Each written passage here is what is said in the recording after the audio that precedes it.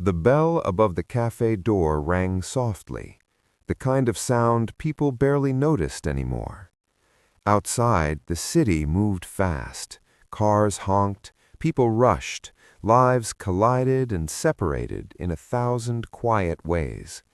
Inside, time seemed to slow, as if the walls themselves understood that some moments needed space to breathe. If this moved you, don't forget to like, share, and subscribe to Sunrise TV for more heartfelt stories.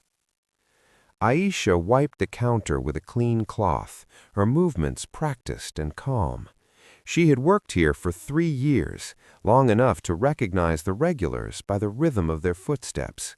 The old man who always ordered black tea and read the newspaper cover to cover. The young couple who argued in whispers but always held hands when they left. The woman in the corner who came every Sunday alone, staring out the window as if waiting for someone who never arrived. Aisha had learned something important during her time at the cafe. Everyone carried a story. Some wore it openly, others hid it deep inside, hoping no one would notice the weight. That morning, the door opened again. This time, the man who stepped in didn't look like he belonged anywhere. He stood just inside the entrance, his coat still buttoned, his eyes scanning the room as if he had forgotten why he came. People brushed past him without slowing. Someone sighed impatiently. A chair scraped. Life went on. Aisha noticed. She always did.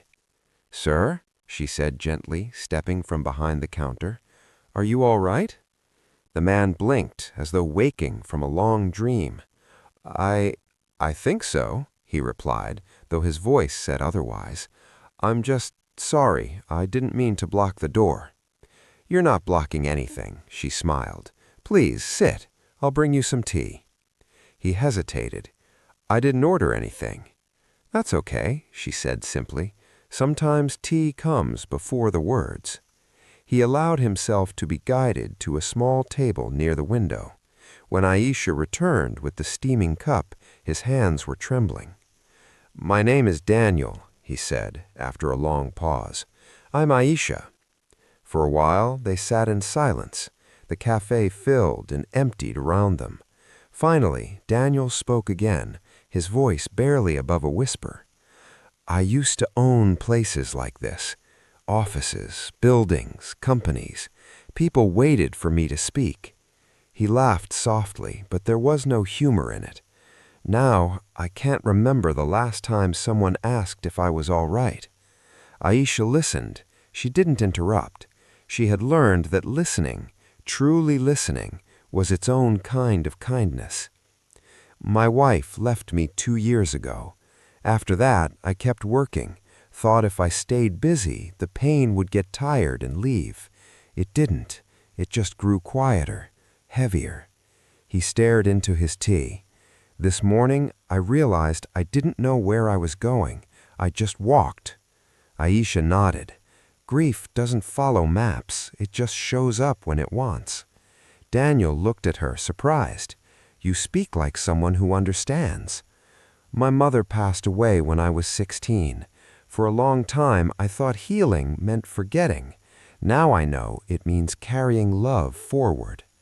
Something in Daniel's eyes shifted, a crack, small but real. Over the next few weeks, Daniel returned. Sometimes they talked, sometimes they didn't. Other times, other stories unfolded. There was Mrs. Collins, the Sunday woman by the window. One day, Aisha finally asked who she was waiting for. "My son," Mrs. Collins said, her voice steady. "We argued years ago. He left. Every Sunday, I come here, just in case he remembers the way back." One rainy afternoon, the door opened, and a young man stood uncertainly at the entrance. Mrs. Collins' cup slipped from her hands. Reunions happened quietly that day. No speeches, just tears, apologies, and 2 chairs pulled close together. There was also Lena, a shy girl who came in with bruises hidden under long sleeves and eyes that never met anyone's gaze. Aisha noticed. She always did. One evening, when the cafe was nearly empty, Aisha sat beside her. "You don't have to explain," she said, "but you don't have to go through it alone either." Weeks later, Lena walked in smiling for the first time, holding a folder. "I got the job. I left." Applause filled the cafe, soft, sincere, human. As for Daniel, something inside him began to change. He started funding shelters quietly, supporting cafes like this one, not for recognition, but because he had learned what small kindness could do. One day, he placed a set of keys on the counter. "What are these?" Aisha asked. "A new place," he said, "a community cafe for people who need warmth, stories, and second chances. I want you to run it." Aisha's hands trembled now. "Me?" "You kept a door open when I didn't know where to go," Daniel said. "That changed my life." The bell above the cafe door rang again. Outside, the city still rushed. Life was still hard. Pain still existed.